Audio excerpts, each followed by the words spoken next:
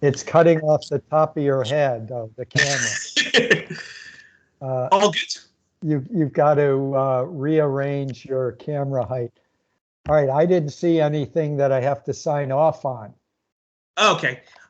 So you don't have a notification that says Yuri's recording the Oh, call? yeah. I do, but Okay, am I perfect. supposed to do something? No. That's good. Then that means we're good to go. But then just before I introduce you, so how's this framing then? Good, but you're still cutting off the top of your head. That's better. And right now? A little better, yeah. Okay, and That's this? it. A little Okay. better, yeah.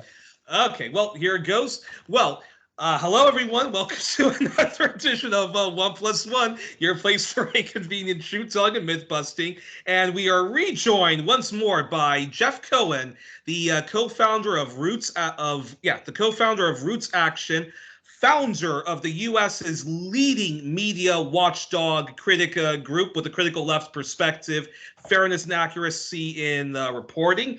He's the author of several books, some which he did with his colleague at a sister organization, Norman Solomon, the Institute of Public Accuracy, I believe. And some of those books are Wizard of Oz, Behind the Curtains of Mainstream Media, and through the media class. The way things Jeff was also a co-author of The Way Things Aren't, Rush Limbaugh's Reign of Error, which he co-wrote with his colleagues at the time, Stephen Randell, who people can see on John Pilger's documentary, The War You Don't See, and the current head of FAIR, Jim Nakaras. I hope I'm not butchering his name. And Jeff is also the author of a brilliant book, which I hope we're going to get the chance to talk about. Cable News Confidential, My Misadventures in Corporate Media. I got that title right. You got it right. Perfect. And he is a retired associate professor of journalism at Ithaca College, where he was an endowed chair and founding director of the Park Center for Independent Media. And so, first off, Jeff, thank you so much for coming back on the program under such short notice. It's a real honor to get the chance to speak to you again. Sounds good. The only name you butchered was Jim Norikis. Jim Norikis. Who's the editor. He's the editor of the fair.org website and publications. And his wife and partner over there is Janine Jackson, who hosts the Counterspin radio show. Yes, and of course, FAIR has a magazine called Extra, I believe, right? Yes. And yes, and folks should definitely I can't recommend enough. People really should subscribe not only to Roots Action, but also to Fairness and Accuracy in Reporting. It helps decolonize your mind. It keeps reminding you why you should not watch corporate media. even the honorable exceptions like Vice magazine, and I'll be praising some of the wonderful people that have come out of FAIR later. But let's first get to some of these questions before time runs out. So my first question, Jeff, my first question I wanted to ask you is, regarding the media, is what is Yes, I first wanted to ask you this question. It's about a criminally overlooked topic, which even the best left-leaning outlets don't do much reporting on. So I wanted to ask you, what is it going to take for the numerous left-leaning media, indie, even corporate media, and the various people-powered movements to show stronger solidarity to the criminally overlooked and ongoing plight the Jim Crow that Native Americans, Native Hawaiians, and Alaskans live under? And so answer that question, and then talk to us about an Indigenous journalist that you awarded an Izzy Awards to, Jenny Monet, Indigenous, the Indigenously newsletter. So yeah. Yeah. Well, for decades, Native Americans, for generations, Native Americans have not only been left out of media, they were the victims of racist coverage since the beginning of newspapers. if you look at the book by Juan Gonzalez and Joseph Torres, News for All the People, it's a history of racism in U.S. media from the beginning of newspapers. And what you find is sometimes the liberal critique of mainstream media and racial issues is that the racial minorities have been ignored. That doesn't go far enough.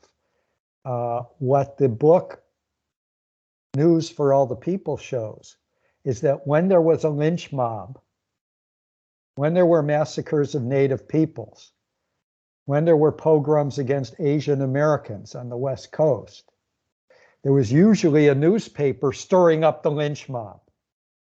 So I heartily recommend the book News for All the People, and you'll see just how dire the issue of racism and media is. There's another incredible book that I highly recommend by Greg Grandin called The End of the Myth. Greg Grandin is a professor of history at Yale, and it talks about who I believe did a very good book, which I have yet to get, making the case on how Henry Kissinger is guilty not just a war criminal, but crimes against humanity at large. Yeah, that sounds like something he would write. I'm not as familiar with that book, but the book that I'm describing shows how the newspapers were so instrumental to genocide against Indians, that, beginning in Massachusetts. It's not just something in the Wild West and the cowboys out west. The expropriation and eviction of Native Americans that began in New England, began in Virginia. It's always had newspapers sort of propelling the hatred, the invisible, turning Native people into invisible people. We know people, they are not really people. They are not people that we need to be concerned about. They're less than us. That ideology has been fomented to the colonists who came over from Europe to this country from day one. And, I'm always, when I talk about the Israeli oppression of Palestinians, I'm always remembering one of the early slogans of the Zionist movement, which is a land without a people. A people without a land to a land without a people. And it's a slogan that basically says those indigenous people living in Palestine are not really people. It's a landless place, and that's why Jews have the right to go there willy-nilly. Obviously, there were some Zionists who were anti-racist, who believed in brotherhood and not eviction. But the slogan is a racist slogan. And I think it's also how the U.S., as the U.S. people, the white people, moved westward, there was this propaganda in media, which was then just newspapers, that these aren't really people. These certainly aren't people we need to respect. So the problem has gone on. Now you're finally getting some mainstream media coverage of the burial grounds outside of, at the boarding schools in the US and Canada, where I believe thousands of Native kids were buried in mass graves. That's gotten some coverage in recent years. So the Izzy Award is the award honoring journalists who work in independent media.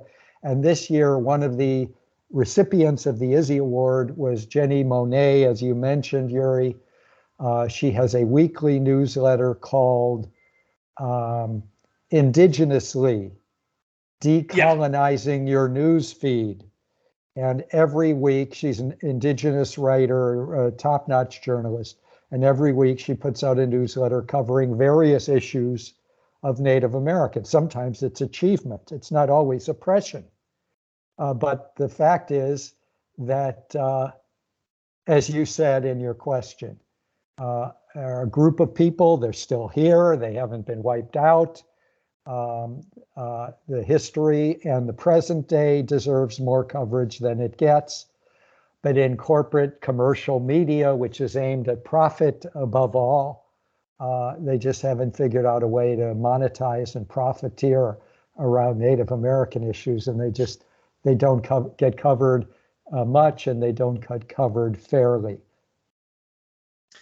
A quick follow-up question then to that is, what's it going to take then for our left-leaning media outlets, independent or otherwise, those that get good foundation monies, and just in general, our people power movements in general, from Black Lives Matter to Latinx Lives Matter to queer liberation to women's liberation to the to the workers' rights movement to the anti-imperialist, and you mentioned Palestine solidarity.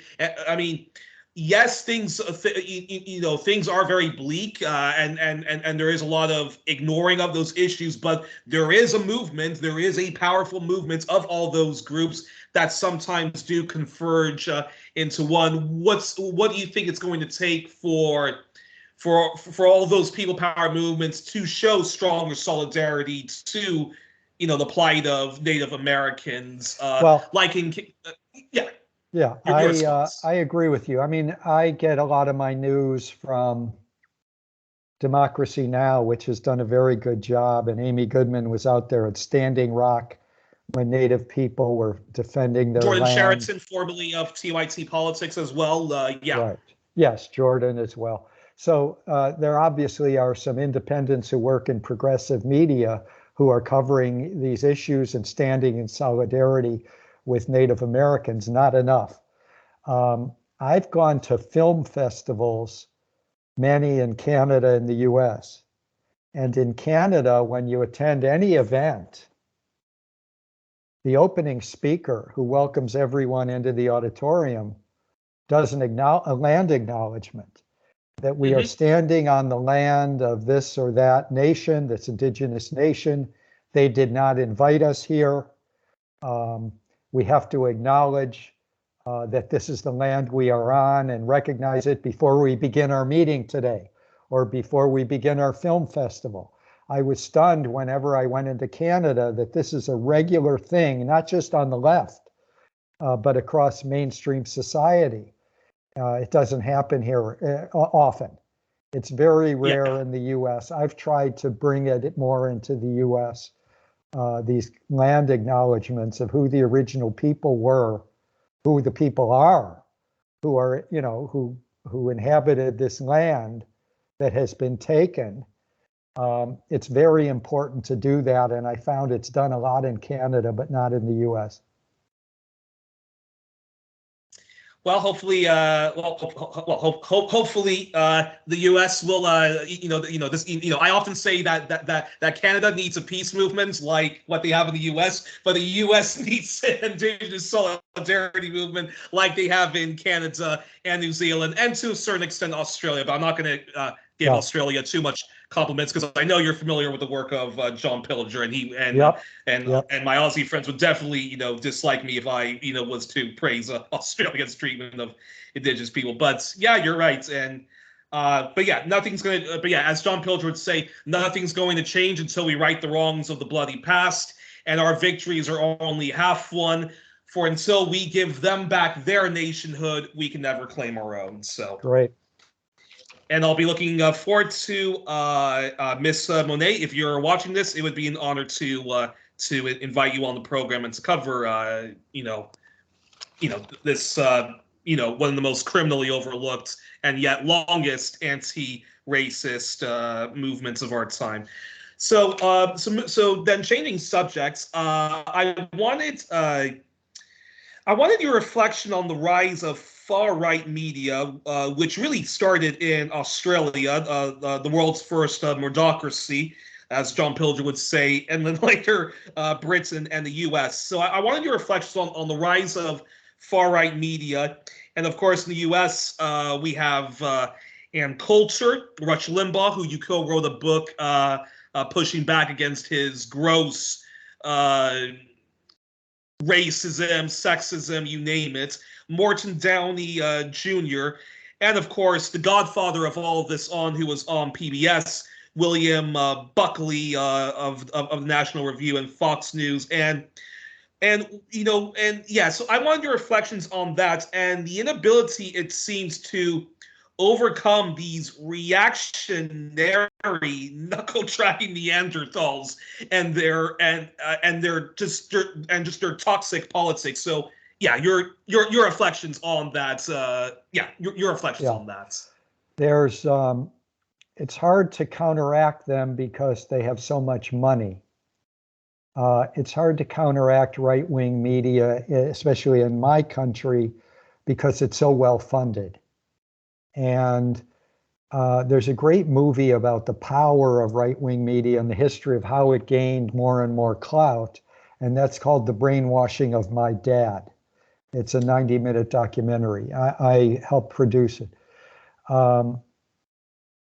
The right-wing media, National Review started in the 50s, but to me, the power of right-wing media is really located at the beginning of talk radio, political talk radio in this country.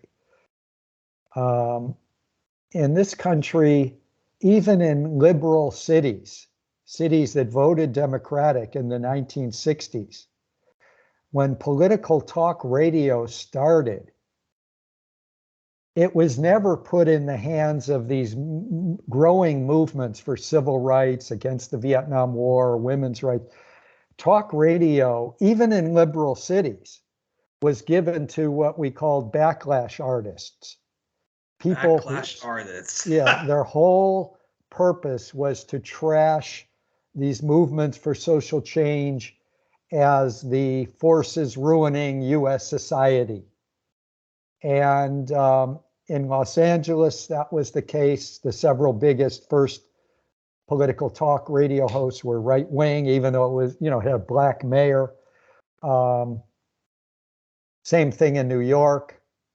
Same thing where I grew up in Detroit. So that's where you begin the modern growth of right-wing media. And, in corporate media and the journalistic apologists for corporate media and the academic apologists for corporate media will always say things like, the media are just giving the consumers what they want. Well, which I think is BS. Yeah, well, I can prove it. I can prove it because at these times in the middle and late 1960s, where there were these social movements supported by millions and millions of people, no one in these who owned a radio station said, hey, I'm going to give a show to Ralph Nader where he can advocate consumer rights and talk about corporate greed. I'm going to give a show to Abby Hoffman of the Yippies where he can fulminate, he can fume about imperialism. I'm going to give a show to the Black nationalist leaders. It just didn't happen. But instead of giving voice to these movements that had demonstrated they have millions of followers, the voice, because right-wing owners or middle-of-the-road owners do not want corporate greed criticized. And if you're part of these social movements, whether you're Ralph Nader and consumer rights or anti-nuclear power or anti-militarism, you're going to be criticizing, or labor rights, you're going to be criticizing corporate greed. Well, those are the sponsors of commercial radio.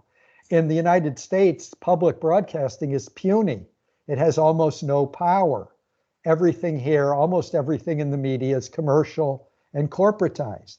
So right from the beginning, talk radio was in the hands of right-wingers, even when there was a huge audience for the other side that didn't get heard.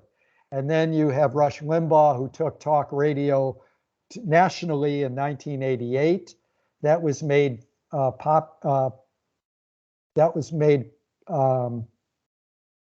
possible by 1-800 numbers where anyone in the country could call toll-free into a national talk show. And so Limbaugh took right-wing talk radio nationally, and the media conglomerates were taking over independent stations. And so, the most powerful radio company became Clear Channel, a right-wing company based in Texas that was allied with George W. Bush. And they were happily promoting right-wing talk show hosts from local to national perches. And then Rush Limbaugh got a television show from 1992 to 1996. And who was the executive producer? Roger Ailes. And then in 1996, Rupert Murdoch decides he's going to start a 24/7 cable news channel. And who does he appoint as his news chairman? Someone who's never been a journalist, but Roger Ailes, who had been the executive producer of the Limbaugh TV show. And then the rest is history. The right wing has gotten stronger and stronger and stronger in the media. The right wing media basically determines the leadership of the Republican Party. And here's the difference between Fox News on the right, the corporate right, and MSNBC and CNN and the corporate center. And by the way, if you get your news from the mainstream media, you always hear, well, we have right-wing channels like Fox News and left-wing channels like MSNBC and CNN. There's nothing left-wing about this. MSNBC, I do not consider them left, nor do I consider an awful, a waste of ink corporate outlet like The Guardian, which John Pilger calls, a bunch of windbags and Tariq Ali and MI5, MI6 tabloid. Yeah, but they're not left. You always hear in this country about how we have these bookend cable news channels. The way to distinguish Fox News from the corporate liberal or corporate centrist news channels is that Fox News, and David Sirota has done a great job capsulizing this.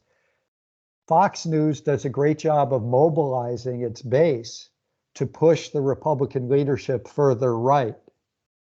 CNN and MSNBC anesthetizes its base to believe that just leave everything to Joe Biden and Schumer and Pelosi because they're doing a damn good job. In spite of Republican obstruction, they're great. So you have Fox News mobilizing its base.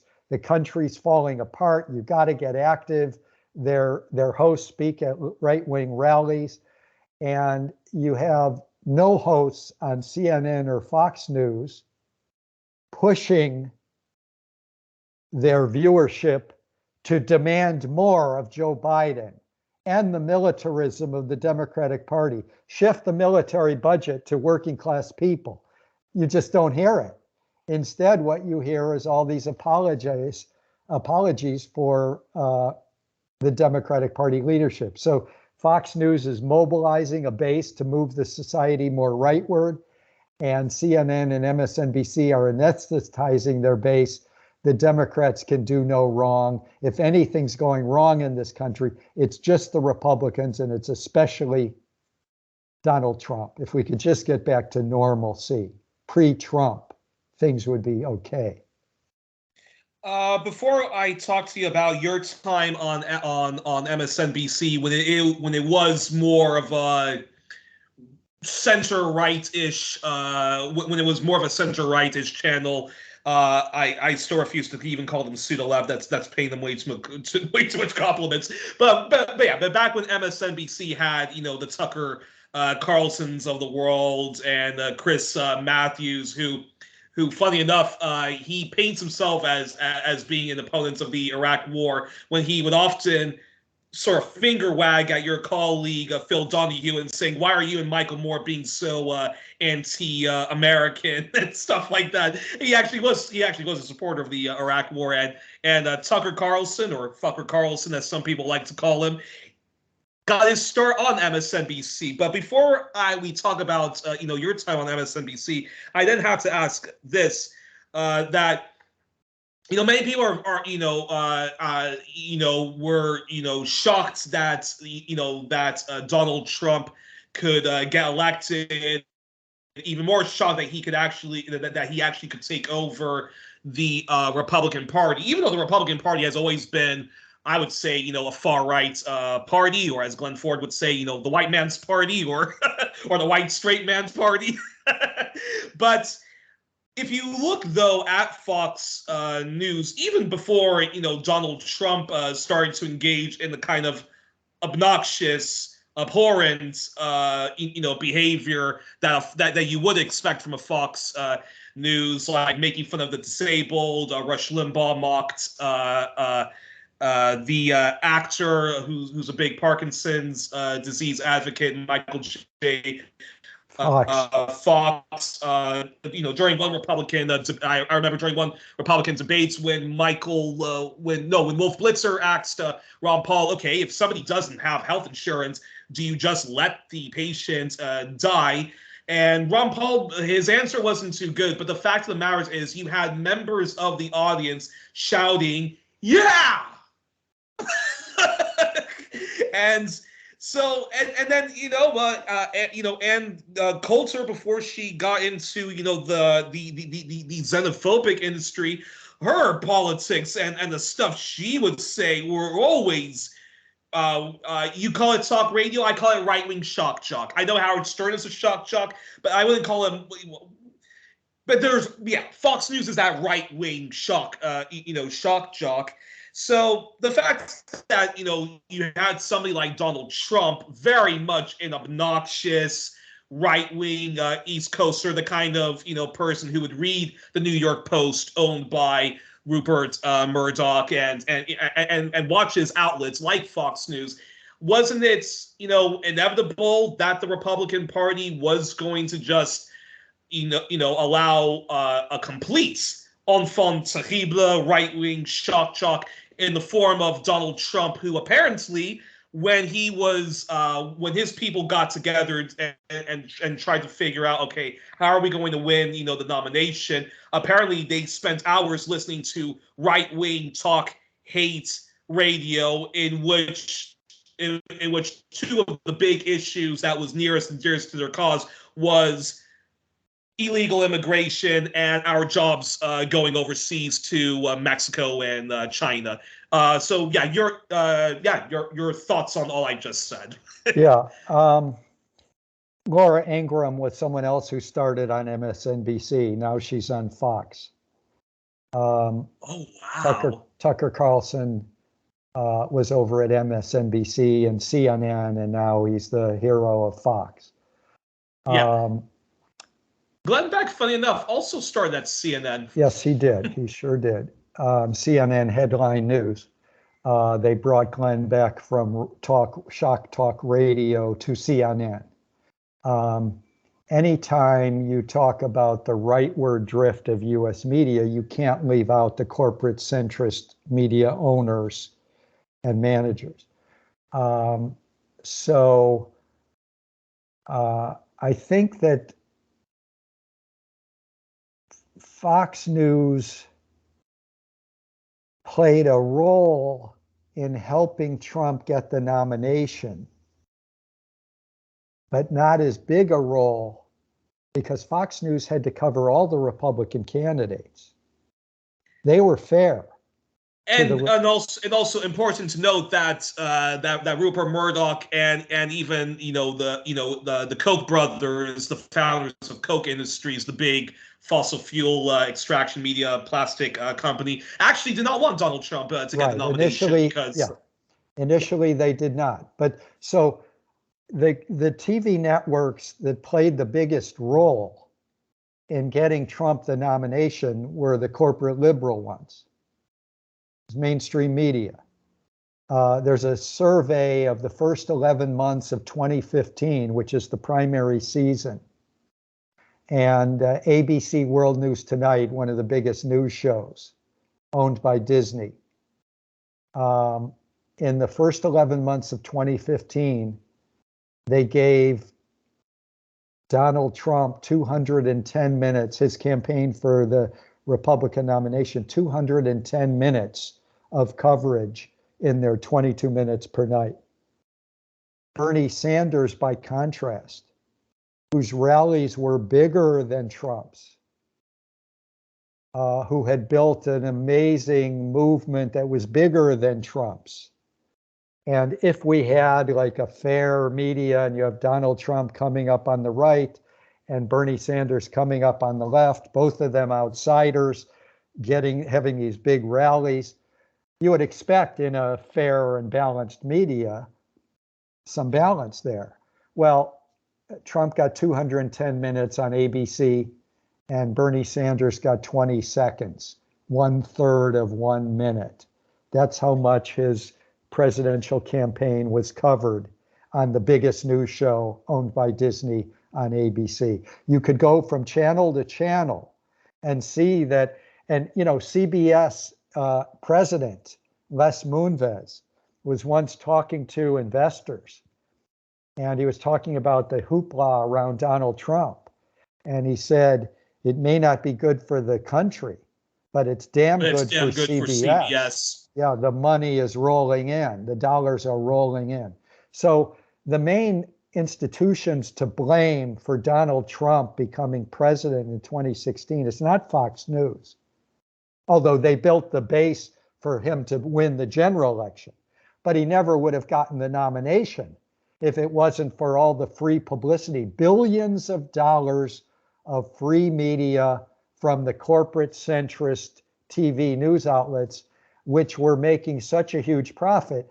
And so now when I hear people say CNN and MSNBC, they're the anti-Trump channels, I always remind them that in 2015 and early 2016, they were the pro-Trump channels. So, but you're right. If you watch the movie, the documentary where I'm quoted, I'm in there, it's called The Brainwashing of My Dad, you realize that if it hadn't been for the right-wing media building a base among white working class and white middle class people, that the problems you're facing, and they're real problems. I mean, economically, white working people, just like black and brown, working people, have been screwed for decades, and they know it. But what the right-wing media have been able to do is say, your problem isn't greedy corporations. Your problem isn't it's too much wokeness. Your problem isn't that the corporations have too much power, basically control the Republican Party and half or more of the Democratic Party. Your problem is wokeness, it's liberalism, it's homeless people, it's immigrants, it's unions, it's divisive, woke, Black Lives Matter. Those are the people screwing up the country. And that kind of propaganda had built a base of millions and millions of people, so that when Trump got into these debates, and he was, as you say, the most shock jockey of all of the candidates, the most extremist and saying the craziest stuff among all the crazy shit that the right-wing candidates were saying, finally you had a candidate that met the masses that had been groomed by right-wing media, talk radio, Fox News, New York Post for decades. But I do blame the corporate liberal media for the role they played during the Republican primaries. And of course, Hillary Clinton's team. We know this from. I was also going to mention that what WikiLeaks revealed. We know from internal memos through, I guess the Russians hacked it, that WikiLeaks leaked that showed these emails to Podesta, who was basically the campaign leader, that they were trying to elevate Trump and Ben Carson and Ted Cruz, and they wanted to use their friends in the mainstream media, elevate those guys. And when you look at some of the crazy coverage in centrist media, the media very close to the corporate Democrats as personified by Hillary Clinton, you see some of the weird coverage of Trump, and you wonder if the Hillary Clinton campaign wasn't encouraging them elevate Donald Trump, and then it turns They out definitely were. They definitely weren't a whole lot more, as yeah, WikiLeaks yeah, revealed, and then that leads perfectly then to this question because as you mentioned, you were saying yes, we can blame you know a mobilized far right movement for getting us in the mess that we're in this constant polarization where we marginalize the already marginalized as opposed to uniting all of us to address income inequality and the problems of capitalism, which I think should be abolished, but that's another issue altogether. But but I like what you said, because you said that yes, you can blame far right media, but in the end of the day, when it comes to wars, be it Iraq, Syria, Vietnam, anti-Russia derangement syndrome, and uh, you have to it's corporate, the respectable media, the respectable corporate media, a New York Times, a New York Daily News, a Boston Globe, a Washington Post. That is really what at the end of the day sells people yeah, that, like, you can only have Diet Pepsi, which is which is the Clintons of the world, or Pepsi, which is Donald Trump or a yeah, Ted Cruz, right? yeah. Let me talk about that a little bit. FAIR has a T-shirt and slogan: uh, "News: Rich people paying other rich people to tell middle-class people to blame the poor." And I would argue anyone could get that T-shirt through FAIR. I think George There's, Carlin said a version of that in yeah, well, George one of his Carlin, stand-up shows, jamming in New York. yeah, Carlin was a hero of us at FAIR, and it's not widely known, but FAIR's LA office was donated to us by George Carlin, and we were in George Carlin's building. It was basically George Carlin's team, and then off to the Oh my corner, FAIR God! had its Really? office. Yeah. So you heard it Wow. first. But so, Interesting. yeah, I think that Yeah. it's important, especially with war and peace issues, to understand the importance of corporate liberal or establishment liberal or militarist liberal media outlets.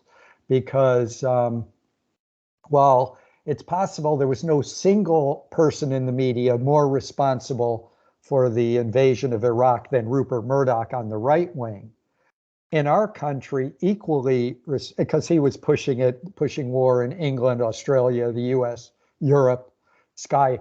But in our country, probably besides the mainstream TV networks of the corporate center pushing for the war, not allowing any dissent. I've got this all in my book, Cable News Confidential, that FAIR did a survey 1 week before and 1 week after Colin Powell's speech at the United Nations of all of the four biggest TV news shows to see what kind of debate was happening when half of the country, according to polls, did not want to invade Iraq, half of the US. And FAIR found that there were 393 people that were allowed to opine on the nightly news shows, including public TV, and only 3 of the 393 were anti-war. That's a fraction of 1%. So mainstream TV news was crucial to promoting the invasion. The And BBC, by the so, way, the BBC. One of these days, I'm going to have a debate with you about the merits of public television, because I completely disagree with you that yeah. public TV is good. But I do have No, to. I didn't So I have say to say good. this. I didn't say good. I'm saying more balanced than commercial media.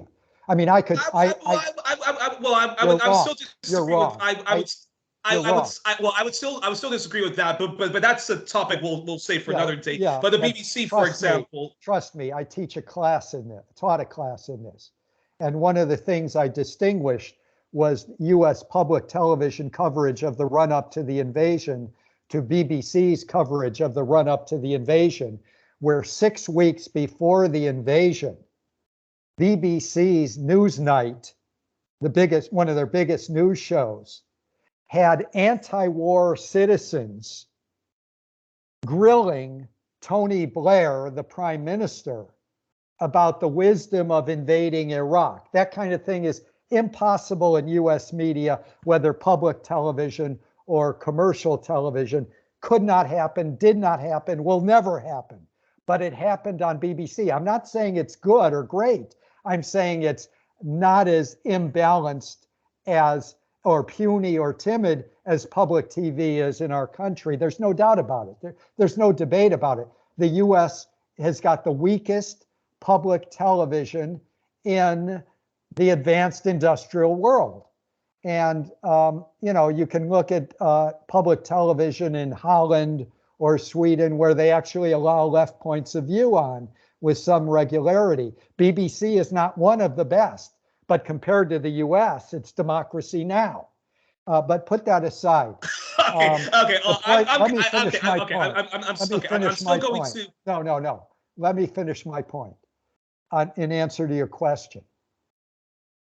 Two of the most important news outlets in promoting the invasion of Iraq were the two most prestigious daily newspapers in our country, the ones that are considered the liberal papers. The Washington Post had literally dozens of editorials in the months leading up to the invasion, pushing for the Bush-Cheney invasion. That's traditionally a corporate Democratic newspaper pushing for the Bush-Cheney invasion. The New York Times front page had one article after another, completely fantastical, concocted stories purporting to prove that Iraq had weapons of mass destruction. It was on the front page of the New York Times. That's the most edited news page in our country. The most important news real estate in our country is the front page of the New York Times. And it was running all these phony, jingoistic articles by Judith Miller and Michael Gordon. So I'm agreeing with your question, which is the so-called respectable media played a huge role in promoting the invasion of Iraq. And as I describe in my book, Cable News Confidential, when they got rid of me, got rid of Phil Donahue, we were among the only dissenting voices trying to raise questions about the invasion of Iraq, and they simply terminated us 3 weeks before the invasion. And that was my next question. But before we get into that, I just have to do a little bit of pushback.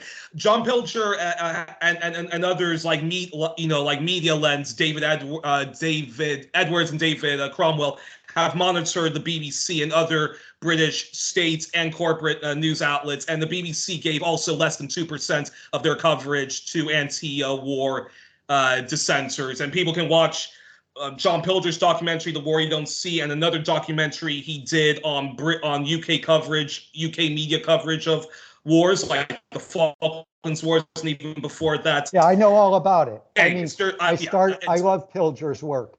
And, FAIR was started partly because we saw the group Campaign for Press and Broadcasting Freedom, a progressive watchdog group that was operating out of London for UK media, and especially monitoring the BBC. But that you can't take away. I'll send you the transcript. Anyone who wants can go to jeffcohen.org. I'll send you this show 6 weeks before the invasion, where anti-war citizens are grilling Tony Blair. That is inconceivable in public media in our country. Even that 1 hour show is inconceivable. And I just have to say, I may not speak all the languages of Europe, but when it comes to like the invasion of Haiti, the invasion of Libya, the invasion of Syria, the new Cold War on Russia, the new the pivot to Asia, all of the media, corporate, public, center, left leaning, and so forth, are all as horrible, if not, in my humble opinion, worse than the US, Australia, Brits, and Canada. But we're going to save that debate for another day. We're going to save that debate for another day because they're not even close. Come on, Jeff. They're not even the last close time we did this, we got derailed. So Yeah, they're not even close to being as bad as U.S. media. But go on. Respectfully agree to disagree. Yeah. But anyway, so on to this question. So yes, so you talked about your time at MSNBC, and you actually were now you founded FAIR in the 70s, but you were a regular panelist, sometimes a panelist, sometimes a commentator on CNN when they had when they had Crossfire and so forth. And there's a question I wanted to ask you about Pat Buchanan, but yeah, well, I'm going to say that for another day. But I want you to explain how when you were working at MSNBC, as a panelist and later the producer of Phil Donahue's new political program, can you talk about how can you talk about how the model was when it came to guests in the run up to the Iraq War? It's a great story, and I love the thing about Chomsky. So the floor is yours. Yeah. So yeah, I started FAIR in '86. I started appearing on CNN, which was then the only channel, and the only cable news channel. And then I went to Fox News for 5 years, only on the weekends. And then I go to MSNBC, where I'm full-time employee. And as the Iraq invasion grew closer and closer, management took over our show, and they were dictating the rules and the protocols. And MSNBC was ruled by Microsoft or General Electric. I know General Electric owned NBC, but yeah, it was owned by General Electric and Microsoft, but General Electric. Now it's Comcast. Yeah, right. General Electric's NBC News ran MSNBC, so it was middle of the road, quote unquote. And Phil Donahue and I would not have gone over there if they hadn't assured us that 1 hour a day, you'll be as partisan as you want to be. You can have any guest you want to have. We had in mind, of course, Chomsky and people like him, Howard Zinn. And you can be counter-program against Fox News. You could be as left-wing as their right-wing. I wouldn't have gone over there if we hadn't had these assurances. And obviously, I knew the assurances weren't worth the gas that came out of their mouths as they uttered those assurances. But as we got closer and closer to the war, the invasion of Iraq, management started dictating certain rules. Like we booked Scott Ritter, the former UN weapons inspector and ex-Marine who believed that they did not have weapons of mass destruction in Iraq. And if they did, they were so degraded, it couldn't hurt anyone. And every time we try to put him on the air, we would hear these rumbles at MSNBC, the smear that he's getting paid covertly by Saddam Hussein. He's a Saddam Hussein agent. We once booked a former U.S. Attorney General, Ramsey Clark, who did an articulate critique of why the invasion of Iraq would be a mistake, why it would be illegal. And then the next morning, we were told by management that we had screwed up. He's not supposed to appear on MSNBC. There's apparently some blacklist we didn't know about. Ramsey Clark, a former U.S. Attorney General, was on this list we didn't know about. And then as we get closer to the invasion, they start telling us that if we book one guest who's against the invasion, we have to have two guests that are pro-invasion.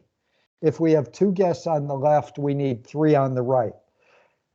At a certain meeting, a producer excitedly said, I think I can book Michael Moore, who is known as a critic of the proposed invasion.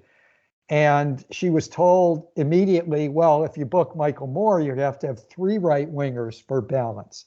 So I used to privately consider proposing Noam Chomsky as a guest, but our stage could not accommodate the 23 right-wingers we would have needed to balance Chomsky. And here's a funny Chomsky anecdote. I mean, I've worked, Chomsky is sort of a hero of mine and a mentor. He's been a supporter of FAIR since we founded in 1986. And when I started appearing, I wasn't just a senior producer of The Donahue Show. I had my own debate segment every afternoon until it was canceled because we got too close to the Iraq invasion. But I would debate a different right-winger. And I sent out a memo near the beginning of my tenure at MSNBC to 100 of my closest allies and friends saying, you got to watch MSNBC. I've been saying this. I've been blasting corporate media ownership. I've been blasting the military industrial complex. You got to tune in. And I get a response from Chomsky. And it's something like, Jeff, great news, almost enough for me to want to get cable television access, but not quite. And I've always treasured that email. I mentioned it in my book, Cable News Confidential. He knew something I didn't. I think he knew I wouldn't last too long, and I did not. Before, very briefly, reflections on both the Clinton and Obama years, and is that indictment of the left in the U.S. Propping up people like the Obamas, the Clintons, lesser evilism, when leap of faith they should have gone for Ralph Nader, or even if you think that the Democratic Party is the vehicle for left-wing causes, should have propped up a Dennis Kucinich or a Mike Gravel, or some of her new controversies aside, a Tulsi Gabbard, who was much more anti-imperialist than Bernie Sanders. But so looking back on the Obama and the Clinton years, is that an indictment that the left? Is that an indictment of the left? That kind of compromising. It's not an indictment of me. It's not an indictment of Norman Solomon, my partner who founded Roots Action during the Obama years, because the liberals weren't criticizing Obama for things they had criticized Bush over. But I mean, Norman Solomon and I were writing a nationally syndicated weekly column beginning in 1992, and we attacked Clinton every month. And indeed, Norman wrote a book attacking Clinton in the first few years of the Clinton administration called False Hope. So you've got to distinguish between. Interesting. Okay. It's totally an indictment of Clinton. In week after week, we criticized Obama after we founded rootsaction.org. That's the reason we did it. So you got to distinguish, I think, between the genuine left and the liberals, and the corporate liberals or the militarist liberals or the establishment liberals. But the real left, I mean, Progressive Democrats of America, they're the group that recruited Bernie to run for president beginning in 2014, 2015. And I don't believe that in our country, unlike other countries where you have a parliamentary system where you can form parties and you get into parliament if you have 3 or 5% of the vote, we don't have that here. So there are many people who are genuine progressives, genuine anti-imperialists, who work to get left-wing candidates elected within the Democratic Party. But you're right, there were a lot of liberals, and it's the reason for CNN today and MSNBC is to apologize for Biden. He's had the great week. He's been brilliant in the last month. That's all you hear from CNN and MSNBC. But you got to distinguish between corporate liberal media and corporate liberal groups and genuine progressives, even if they work with the Democratic Party. Yeah, I think that's true. But at the same time, if you watch that wonderful documentary about Ralph Nader, An Unreasonable Man, when I rewatched it for like the 5th time, what really got me depressed about was that it was his own people that kneecapped a very honorable people-powered movement he was trying to build, and then propping up reactionary Democrats in the end. I know Ralph well. And I disagreed with him on him running for president in 2004. It didn't get anywhere. But Ralph has been very helpful when progressives have run inside the Democratic Party behind the scenes. Ralph encourages progressives to run in various ways, including within the Democratic Party. He sure helped my colleague Norman Solomon when Norman ran for Congress trying to get as a Democrat in California in 2012. And I know that Ralph is very sympathetic to people like AOC, who would not be in Congress unless they had run within a Democratic primary. Have my problems with the squad, but we all I will do. say, We all but, do. but I will say that everyone's got problems. They're politicians. But I just wanted to say that Ralph Nader, best presidents, the best president we never had. Dennis Kucinich, best Democratic president we never had. And Mike Gravel, another best Democratic president we never had. You probably don't know it, but in 2003, I was the communications director for Kucinich for president. I've been very close with him for decades. And when Dennis was running in the Democratic primaries for president, Nader was supporting us. And one of these days, we're going to have to talk about Dennis Kucinich. Wonderful, wonderful human being. My second to last question I wanted to ask you. Let's also celebrate people who push back against all this propaganda. Is your thoughts on the legacy of the truly superb muckrakers, media critics, NGO critics who even go beyond the Chomsky-Herman propaganda module, and folks like Robert McChesney and your team at Fair and Norman Solomon? Your thoughts on the legacy of Alexander Cockburn and the late Bruce Dixon, the late Glenn Ford, and I'm told his health is not doing good at the time being, but Michael Parenti, your thoughts on all of them? I've been on panels with all of those folks. The reason we started FAIR in 1986 was to take the left critique of militarized corporate media, including the respectable, especially the respectables, the New York Times, to take that critique from the left, from the margins, into the mainstream media. That's the reason we formed FAIR. And it worked when I started getting on the biggest, I was on news shows on TV, giving the Cockburn, Chomsky, Herman critique in the mainstream media. So that was the whole purpose for FAIR, was how do we take this well-documented critique of the liberal media and get it into the liberal media? All of those people you mentioned are worthy. Glenn Ford just passed away. He and I disagreed on electoral strategy, but agreed on almost everything else. And Alexander Cockburn and Bruce Dixon and Michael Parenti, heaven forbid something happens to him. But I'm told that his health isn't doing too good. Yeah, so. Michael's book Inventing Reality is one of the most important media criticism books, along with Manufacturing Consent. The book by Marty Lee and Norman Solomon, which is called Unreliable Sources, is a crucial book in that genre. Dixon worked with Glenn Ford at Black Agenda. So all of these media critics have done an important service. But the reason, you got to understand, the reason we formed FAIR was we wanted to take this critique and do activism behind it. We wanted to promote it to people that weren't already on the left.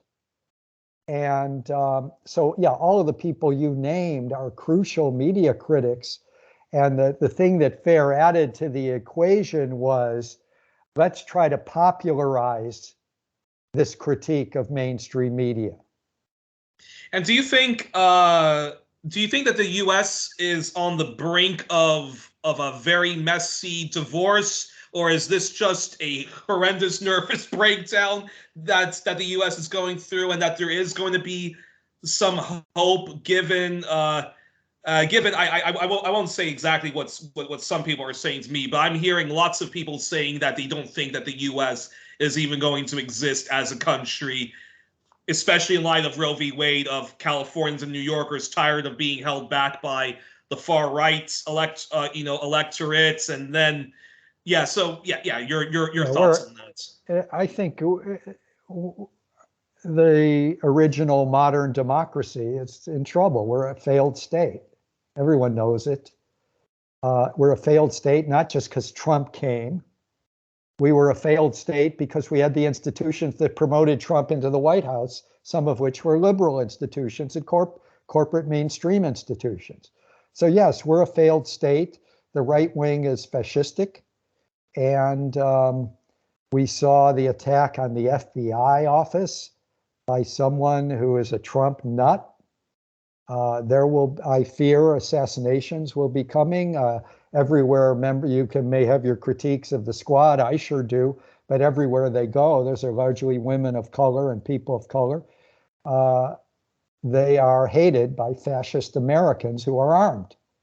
And they have to have security everywhere they go. And whenever I criticize a AOC or a member of the squad, I understand that they're dealing with pressures I'm not. Because I'm sitting here talking to you and I feel no one's going to come to my front door. I have no security. I'm not worried someone's going to assassinate me. They go 24/7 worried about an assassination, rightfully so. They're not paranoid. And so, yes, the original modern democracy known as the United States of America, which of course was flawed from the beginning with Native American genocide and African slavery, but it had and the ongoing dispossession of both. Yeah, and it had these, but it had these ideals of democracy that were somewhat modern, and our society is an utterly failed state of resentments and racial divisions, and all the wealth going to the top, especially the military sector, which is laughing all the way to the bank as NATO countries get more and more arms. Thank you from the U.S. Military establishment. We're a failed state. I mean, I remember hearing David Dellinger, one of the Chicago Eight, back in the 1970s, saying, let's face it, we've become a one-crop economy. The military. That was in the 1970s, when Vietnam had ended in defeat, and some of us were fighting for a peace dividend. Let's cut the military and help working class Americans of all races, of all colors. And David Dellinger was saying, let's face it, we're a one-crop economy war. So our country's in deep shit. There's no way to minimize it. The Republicans are likely to take over the U.S. House. They may take over the U.S. Senate as well. And in 2024, we may. But then is this the farewell tour, as Chris Hedges says, or do you think, or as Peter Hitchens once said to Michael Tracy, well, I think you guys are in need of several physicians. But I don't think you're as bankrupt and as England is. Yeah, I mean England's another failed state. I once wrote a column when UK was going through Brexit and the US was going through Trump. I said, here were the two pioneers in imperialism and the two pillars of Western democracy, and they're both failed.